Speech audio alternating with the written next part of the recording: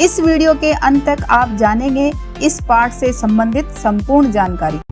नमस्कार सभी को, हिंदी कला केंद्र में आपका स्वागत है। अगर आप इस चैनल पर नए हैं तो पहले इसको सब्सक्राइब करें व बेल आइकन को दबाना ना भूलें ताकि नए वीडियो का नोटिफिकेशन सबसे पहले आपको मिले। बच्चों, आज हम पढ़ने जा रहे हैं हमारी हिंदी की पुस्तक झिलमिल का पाठ 13, जिसका शीर्षक है बांसुरी वाला। ये एक प्यारी सी कविता है। बांसुरी वाला ये कौन है? किसको पुकारते हैं हम बांसुरी वाला?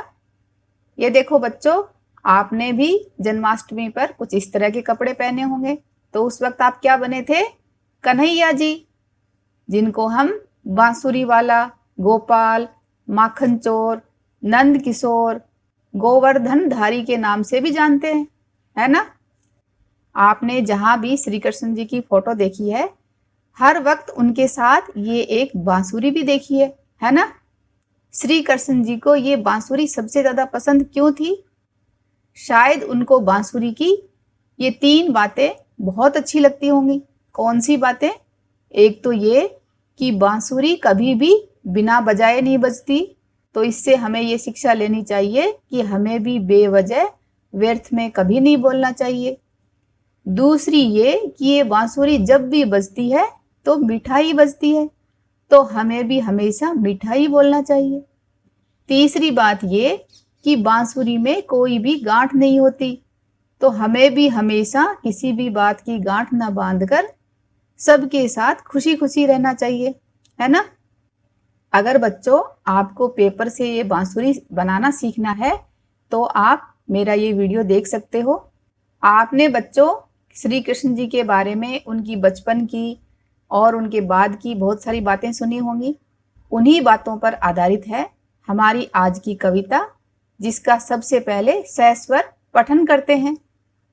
बांसुरी वाला, जिसका शीर्षक है अम्मा मुझे बांसुरी ले दो, मैं भी उसे बजाऊंगा, ग्वाले का कुछ काम नहीं है, मैं ही गाय चराऊंगा, यूं ही कुछ दिन करते करते ज्यों ही कुछ बढ़ पाऊंगा, बैठ किसी रथ पर गोकुल से मैं भी मथुरा जाऊंगा, जो लड़ने आएंगे कुश्ती मैं तो उन्हें हरा दूंगा, मार कंस मामा को, असुरों को भी खूब डरा दूंगा, मामा बुरे न होंगे तो मैं उनसे मिलने जाऊंगा, और जरूरत समझी तो कुछ गीता उन्हें पढ़ाऊंगा, चीर द्रौपदी का खींचा था, दुशासन था अभिमानी, इस पर कौरव पांडव ने की जब लड़ने की तैयारी, बने सारथी अर्जुन के रथ पर थे गोवर्धन धारी, देख सामने रिश्तेदारों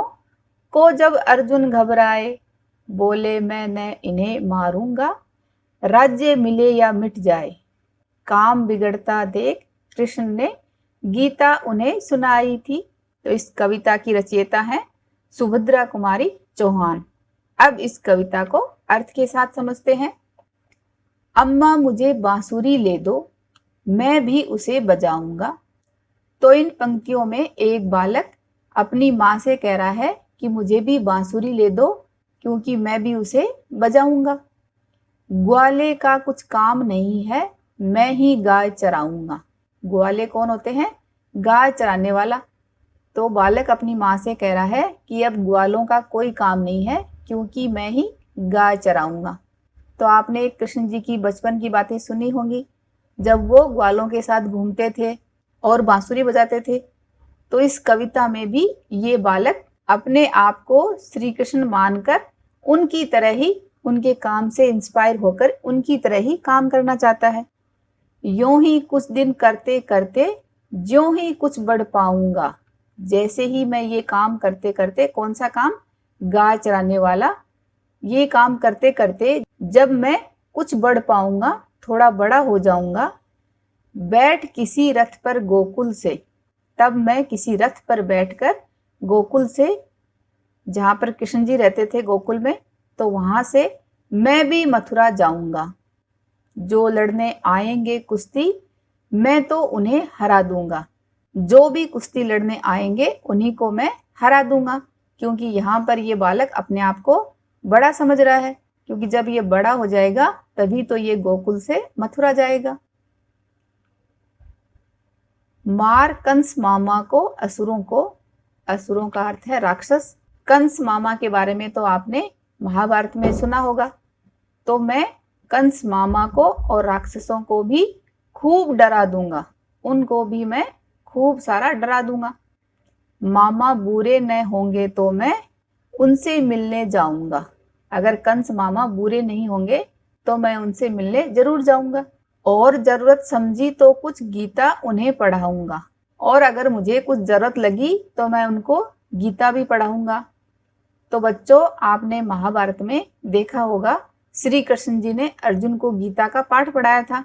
तो ये बच्चा भी श्री कृष्ण की तरह वही काम करना चाहता है।